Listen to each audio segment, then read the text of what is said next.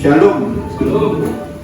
Bapak Ibu dan Saudara yang dikasih Tuhan, hari ini persis 31 Mei tahun 2020 kita merayakan hari Pentakosta, hari di mana turunnya Roh Kudus di tengah-tengah para rasul, di tengah-tengah para orang percaya sekitar 2000 tahun yang lalu. Janji yang diberikan oleh Tuhan Yesus itu digenapi. Karena dia berkata, ketika aku naik, ketika aku pergi kepada Bapa, maka kamu akan kuberi penolong yang lain, penolong yang luar biasa, yang disebut dengan Parakletos. Dan dialah yang akan berkarya dalam hidupmu. Saudara yang dikasih Tuhan, kita bersyukur, kita bangga punya Yesus Kristus. Walaupun dia naik ke surga, dunia tidak dibiarkannya tanpa kuasa, tanpa pertolongan, tanpa penghiburan. Tapi dia hadir lewat pribadi Roh Kudus, yaitu pribadi ketiga dari Allah Tritunggal. Allah kita bukan tiga, tapi satu. Bapak Ibu dan Saudara dikasih Tuhan, Allah kita Esa. Dan ada pribadi dalam keesaan Allah kita, yaitu pribadi yang ketiga, namanya Roh Kudus. Bapak Ibu dan Saudara, mari kita buka firman Tuhan dari Injil Yohanes pasal 16 ayat 7 sampai dengan 14.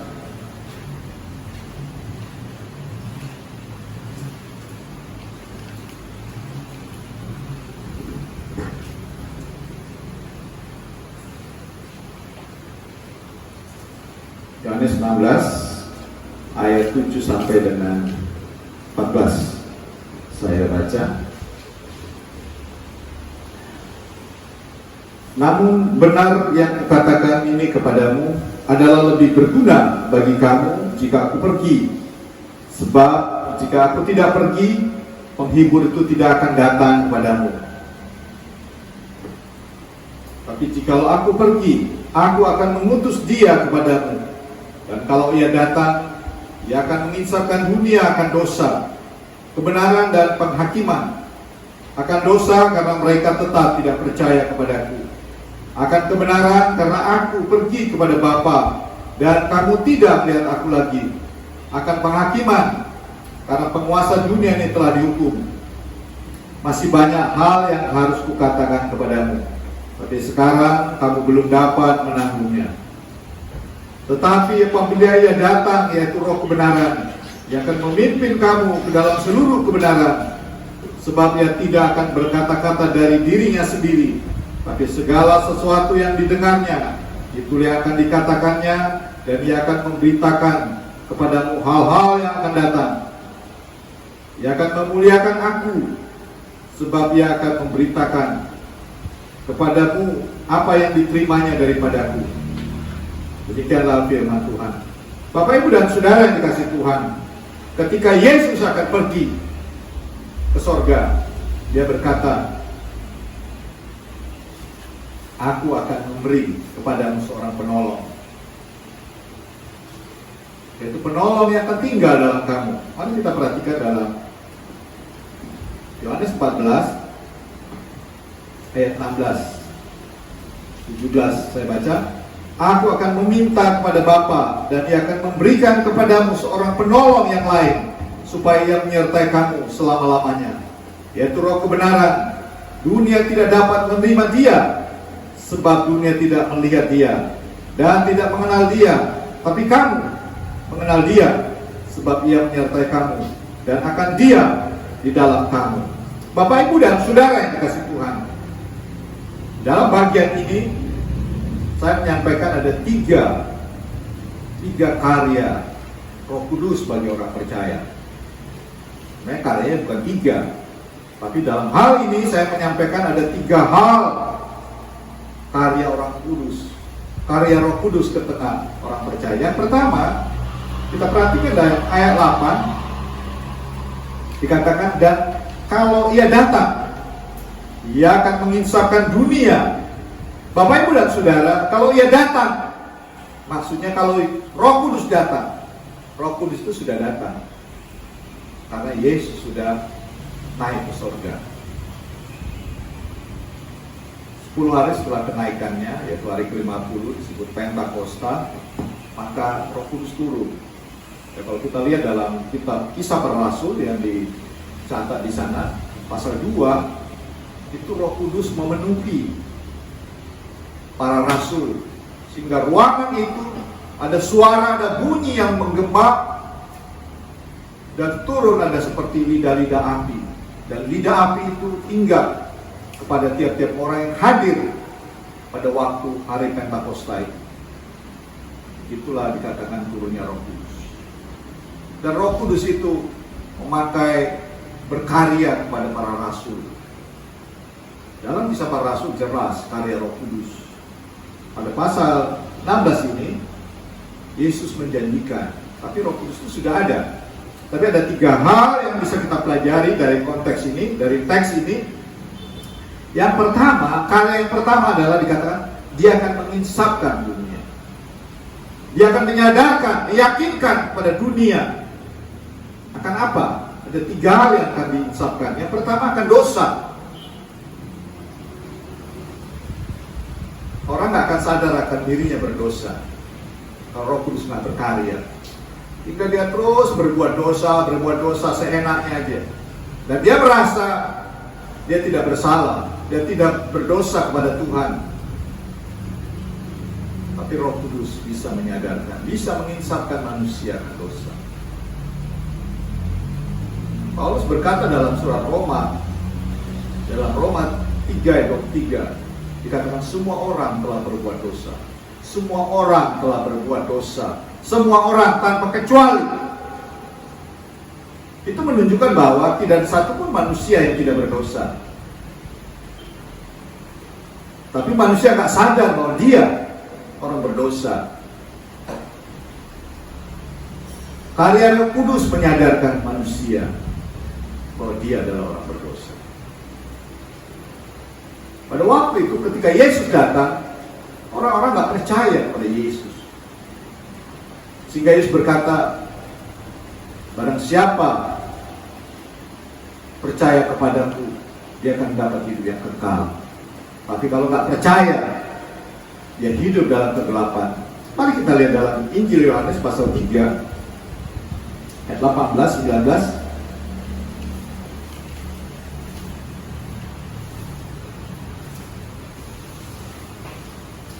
Dikatakan barang siapa percaya kepadanya, ia tidak akan dihukum. Barang siapa tidak percaya, ia telah berada di bawah hukuman, sebab ia tidak percaya dalam nama Anak Tunggal Allah. Dan inilah hukuman itu, terang telah datang ke dalam dunia, tapi manusia lebih menyukai kegelapan daripada terang, sebab perbuatan-perbuatan mereka jahat. Bapak Ibu dan Saudara, orang tidak percaya sekalipun Yesus sudah datang. Jadi Roh Kudus bisa menginsafkan, menyadarkan supaya orang percaya pada Yesus. Dosa adalah ketidakpercayaan pada Kristus. Ketidakpercayaan bahwa Yesus itu adalah Tuhan. Yesus itu adalah Allah, pencipta langit dan bumi. Mereka menganggap Yesus itu adalah manusia biasa. Karena Yesus datang menjadi manusia, tapi dia bukan manusia, tapi dia sesungguhnya adalah Allah. Dan pada waktu itu orang-orang Yahudi tidak percaya bahwa Yesus adalah Allah, bahwa Yesus adalah Tuhan. Bapak Ibu dan Saudara, kalau kita nggak percaya bahwa Yesus Tuhan, itu namanya kita berdosa. Kita memberontak pada Allah. Kita berbuat sesuka hati kita. Padahal ada Allah yang harus kita taati, harus kita patuhi peraturan dan undang-undangnya, yaitu firman Tuhan. Bapak Ibu dan Saudara yang dikasih Tuhan, Roh Kudus bisa menginsafkan dunia, manusia. Bukan hanya manusia, orang Yahudi, tapi manusia seluruh dunia, dikatakan kosmos. Seluruh dunia ini, manusia harus percaya pada Yesus, bahwa Yesus Tuhan, sehingga mereka dosanya diampuni. Bapak, Ibu, dan Saudara, hanya Yesus yang bisa mengampuni dosa manusia. Di luar Yesus tidak ada. Bapak, Ibu, dan Saudara, Roh Kudus berkarya menginsapkan kita akan dosa. Yang kedua, dikatakan ayat 10, menginsapkan akan kebenaran, karena aku pergi kepada Bapa dan kamu tidak akan melihat aku lagi. Saudara, Roh Kudus bisa menyadarkan kita, menginsapkan kita. Ada fakta, ada kebenaran ke firman Tuhan. Firman Tuhan mencatat dari Kejadian sampai Wahyu, karya Allah, rencana Allah, program Allah bagi dunia ini. Pada mulanya Allah menciptakan langit dan bumi. Dunia diciptakan aman, tentram, penuh dengan kemakmuran, kesenangan, kebahagiaan.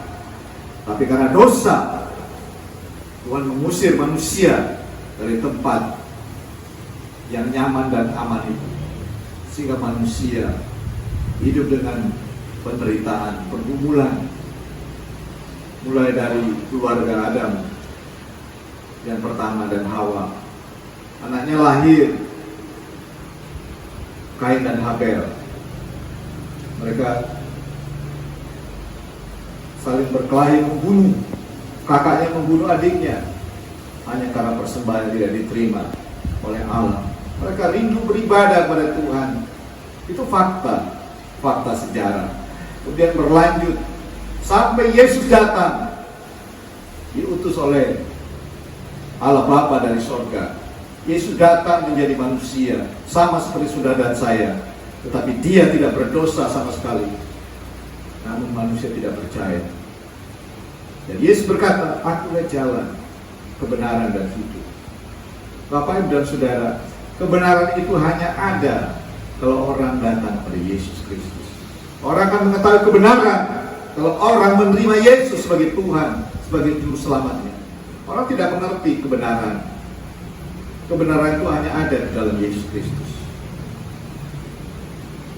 Jadi Roh Kudus bisa menginsapkan manusia supaya dia mengerti akan kebenaran, keadilan, kejujuran. Yesuslah standar, firman Tuhanlah standar kebenaran. Yang ketiga dikatakan di sini ayat 11 akan penghakiman, karena penguasa dunia ini telah dihukum. Bapak, Ibu, dan Saudara, Roh Kudus menyadarkan kita bahwa akan ada penghakiman. Penulis Ibrani berkata dalam Ibrani 9 ayat 27, manusia hidup hanya satu kali saja. Manusia hidup hanya satu kali, setelah itu akan dihakimi. Bapak, Ibu, dan Saudara, pergunakanlah hidup yang satu kali untuk datang pada Tuhan, sehingga kau tidak akan mengalami penghakiman atau penghukuman. Dunia akan dihakimi dalam pengadilan terakhir. Banyak pengadilan di dunia ini. Ada hakim-hakim. Mereka melakukan hukuman itu berdasarkan hukum-hukum, kitab undang-undang, hukum pidana, hukum cara perdata. Tetapi keadilan yang sesungguhnya hanya datang dari Allah Tritunggal. Ada penghakiman terakhir yang akan menghakimi seluruh dunia, namanya penghakiman tahta putih. Mari kita baca dalam Wahyu 20 ayat 11 sampai dengan 15. Saya baca. Wahyu 20 ayat 11 sampai 15. Lalu aku melihat suatu tahta putih yang besar, dan dia yang duduk di atasnya. Dari hadapannya lenyap bumi dan langit, dan tidak ditemukan lagi tempatnya. Dan aku melihat orang-orang mati, besar dan kecil, berdiri di depan tahta itu. Lalu dibuka semua kitab, dan dibuka juga sebuah kitab lain, yaitu kitab kehidupan. Dan orang-orang yang mati dihakimi menurut perbuatan mereka, berdasarkan apa yang ada tertulis di dalam kitab-kitab itu. Maka laut menyerahkan orang mati yang ada di dalamnya, dan maut dan kerajaan maut menyerahkan orang mati yang ada di dalamnya, dan mereka dihakimi masing-masing menurut perbuatannya. Lalu maut dan kerajaan maut itu dilemparkan ke dalam lautan api. Itulah kematian yang kedua, lautan api. Dan setiap orang yang tidak ditemukan namanya tertulis dalam kitab kehidupan, ia dilemparkan ke dalam lautan api. Itulah pengadilan internasional, pengadilan universal, pengadilan terakhir yang akan dialami oleh seluruh dunia. Bapak, Ibu, dan Saudara, Roh Kudus menginsapkan akan ada penghakiman. Bahkan dunia itu sebenarnya sudah dikuasai oleh Tuhan. Tuhan Yesus sebagai hakim yang tunggal, hakim yang agung. Oleh karena itu, supaya saudara tidak mengalami penghakiman dari Tuhan, saudara harus percaya pada Yesus Kristus, menerima Dia sebagai Tuhan Juru Selamat, sehingga Roh Kudus berkarya dalam hidupmu, sehingga kau tidak mengalami penghakiman lagi. Karena manusia hidup hanya satu kali, setelah itu akan dihakimi. Tapi orang-orang yang percaya kepada Tuhan tidak akan mengalami penghukuman kekal, karena kita sudah dipindahkan dari penghakiman. Mari kita lihat Yohanes 5 ayat 24, jelas sekali Yesus berkata. Yohanes 5 ayat 24. Sama-sama kita baca. Yohanes 5 ayat 24. 1, 2 ya.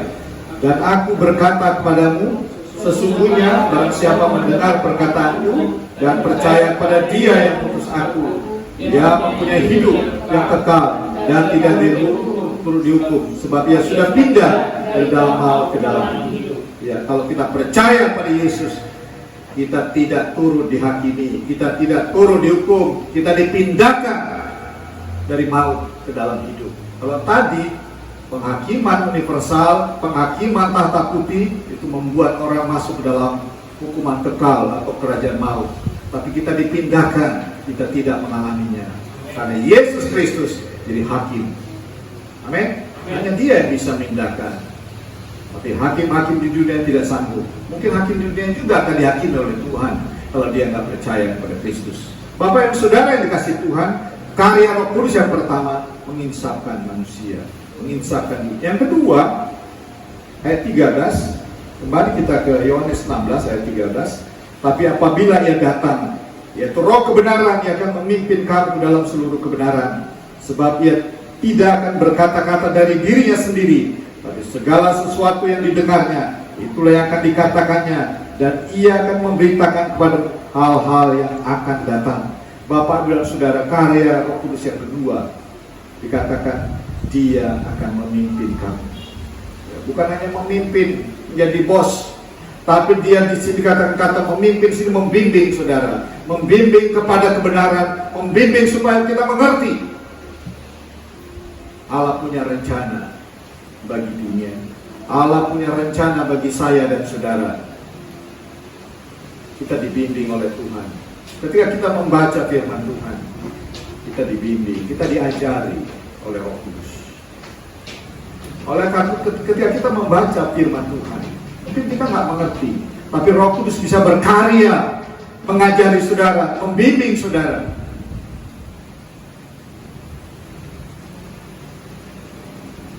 Kita nggak tahu kadang-kadang apa yang harus kita kerjakan, tapi waktu kita berdoa, Roh Kudus bisa menuntun kita, membimbing kita untuk apa yang kita kerjakan. Waktu kita membaca Alkitab, kita nggak ngerti, tapi Roh Kudus bisa mengajari kita, membimbing kita, sehingga kita mengerti. Bapak dan Saudara, Roh Kudus akan menuntun, membimbing hidupmu. Karena bagi setiap orang yang percaya pada Yesus, Roh Kudus itu tinggal, diam. Kita dimateraikan.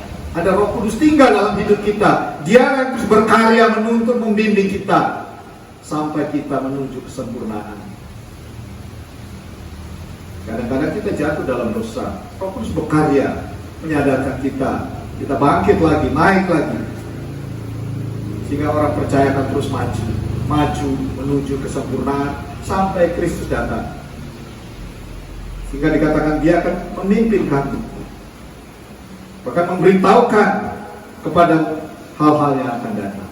Kita nggak tahu apakah yang terjadi ke depan. Setelah COVID kita juga nggak tahu, tapi Roh Kudus akan menolong saudara. Oleh karena itu Dia akan menghibur saudara. Jangan pernah takut, jangan pernah bimbang, jangan pernah ragu. Apapun kata ahli-ahli medis, apapun kata tokoh-tokoh dunia, apapun kata orang-orang hebat di dunia, tapi Roh Kudus akan menolong saudara. Apa yang akan terjadi ke depan? Oleh karena saudara jangan pernah putus asa, kecewa, karena Dia akan menghiburmu, menolongmu, memimpinmu. Karena itu karyanya dalam hidup orang percaya. Yang terakhir, dikatakan ayat 14, Ia akan memuliakan aku, sebab Ia akan memberitakan kepadamu apa yang diterimanya daripadaku. Ayat 15, segala sesuatu yang Bapa punya adalah aku punya, sebab itu aku berkata, Ia memberitakan kepadamu apa yang diterimanya daripadaku. Roh Kudus berkarya untuk memuliakan Dia. Sehingga apa yang kita kerjakan, apa yang kita lakukan, kita rindu nama Tuhan dimuliakan. Mungkin kita pingin berpenampilan bagus, pergi ke salon, rumahnya dibuat bagus, pakainya bagus. Tujuannya apa? Supaya indah. Keindahan itu bukan untuk kita. Kalau keindahan untuk kita, itu akan menjadi kesombongan. Tapi kalau kita merasa segala sesuatu yang kita kerjakan, kita lakukan dengan baik, dengan sempurna, tujuannya apa? Supaya nama Tuhan dimuliakan. Roh Kudus akan berkarya lewat hidup kita, dan lewat hidup kita akan memuliakan Dia sebagai Allah yang maha tinggi, Allah yang layak kita hormati, kita sembah, kita puji, kita muliakan. Saudara, Roh Kudus berkarya supaya lewat hidup kita nama Tuhan dimuliakan. Muliakanlah Tuhan dengan karyamu, dengan pekerjaanmu, dengan hidupmu, dengan rumah tanggamu, dengan prestasi-prestasimu. Nama Tuhan dimuliakan. Bapak Ibu dan Saudara, orang yang cinta Tuhan, orang yang percaya pada Tuhan, apa yang dia kerjakan, semuanya nama Tuhan akan dimuliakan. Amin. Saudara, karya Roh Kudus bekerja dalam hidup orang percaya, sehingga nama Tuhan dimuliakan, sehingga kita menjadi saksi. Oh iya ya, oh, luar biasa ya, orang-orang percaya luar biasa, sehingga orang akan datang untuk menyembah Tuhan, datang bertanya, kenapa kau luar biasa? Karena ada Tuhan dalam hidup, sehingga nama Tuhan dimuliakan. Ketika orang datang percaya kepada Tuhan, orang akan menyembah, mengakui bahwa Dia satu-satunya penguasa tunggal alam semesta ini yang layak kita sembah, kita tinggikan, dan kita muliakan, karena Dia adalah Allah yang kekal. Raja-raja dunia akan tewas, penguasa-penguasa dunia akan tidak ada lagi, tapi Yesus kekal selama-lamanya. Dia mati, tapi Dia bangkit, hidup, naik ke surga, akan datang kembali, dan Dia akan membawa kita, dan Dia akan dimuliakan selama-lamanya, karena Dia adalah Allah yang mulia. Oleh karena karya Roh Kudus membuat kita yakin, yang kita sembah, kita tinggikan, kita muliakan hanya Dia, Yesus Kristus Tuhan kita.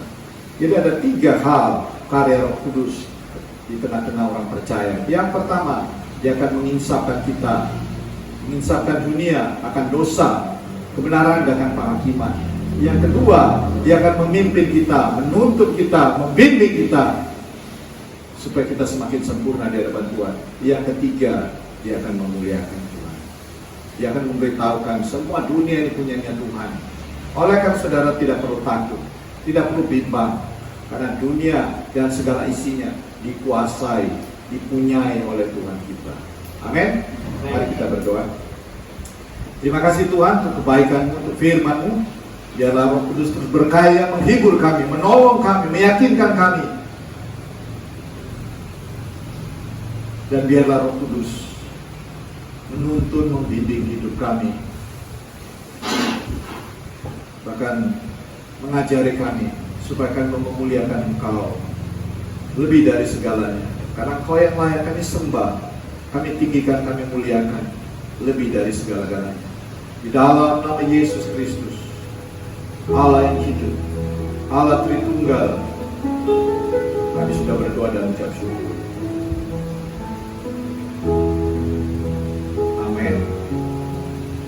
Baik, Bapak Ibu dan Saudara, kita akan mengakhiri ibadah kita. Kita bangkit berdiri. Kita nyanyi dari nomor 13.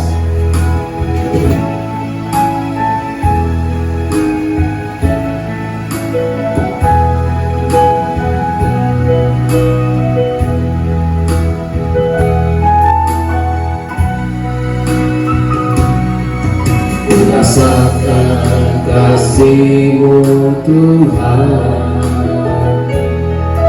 ku rasakan kuasa-Mu Tuhan, ku rasakan kasih kuasa Roh Kudus, ku rasakan kehadiran-Mu.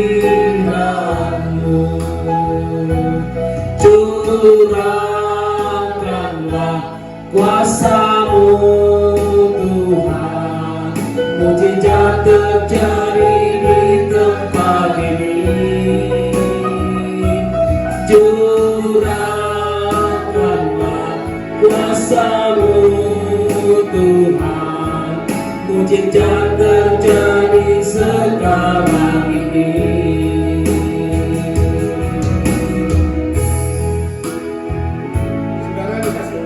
Dan sejahtera, dan Roh Kudus tercurah dalam hidup hari ini, memenuhi hidup, menguasai engkau, memimpin engkau, menginsafkan engkau, bahkan juga supaya engkau memuliakan Tuhan dalam seluruh aktivitas hidup. Angkat kedua tanganmu, terimalah berkat Tuhan. Kasih karunia dan damai sejahtera dari Tuhan Yesus Kristus, cinta kasih dari Allah Bapa pencipta langit dan bumi, kiranya memberkati engkau berlimpah-limpah. Diberkatilah rumah tanggamu, diberkatilah anak menantu cucumu, diberkatilah pekerjaanmu, usahamu, jualanmu, sekolahmu, pelayanan. Diberkatilah hamba Tuhan yang melayani Tuhan dengan setia. Diberkatilah jemaat Tuhan di seluruh dunia. Diberkatilah jemaat Tuhan Gereja Ketusan Hati Indonesia, jemaat Filipi Medan. Diberkatilah gereja-gereja di seluruh dunia, hamba Tuhan yang melayani di gereja-gereja, baik live streaming maupun YouTube.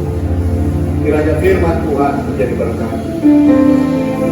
Diberkatilah bangsa Indonesia, diberkatilah Bapak Presiden, para menteri dan jajarannya, diberkatilah pemerintahan sekarang, pemerintah daerah, diberkatilah Kapolri dan jajarannya, sehingga menjaga keamanan dan ketertiban. Diberkatilah para dokter, para medis, perawat yang bekerja di rumah sakit. Diberkatilah orang-orang berharap kepada Tuhan, yang berdoa kepada Tuhan. Persekutuan penghiburan, hikmat kuasa dari Allah Roh Kudus, kiranya memberi kekuatan yang baru, penghiburan, sukacita, sampai Yesus datang. Kau tetap percaya dalam nama Yesus Kristus.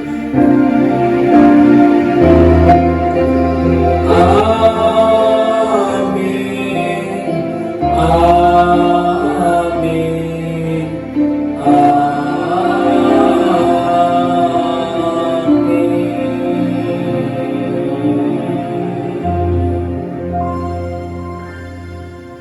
Amin. Bapak Ibu dan Saudara yang dikasih Tuhan, Gereja Ketusan Hati Indonesia, From the Heart Church Ministry of Indonesia, Jemaat Filipi Medan, hari ini mengucapkan selamat hari Pentakosta, selamat hari Minggu. Kiranya Tuhan memberkati saudara. Shalom.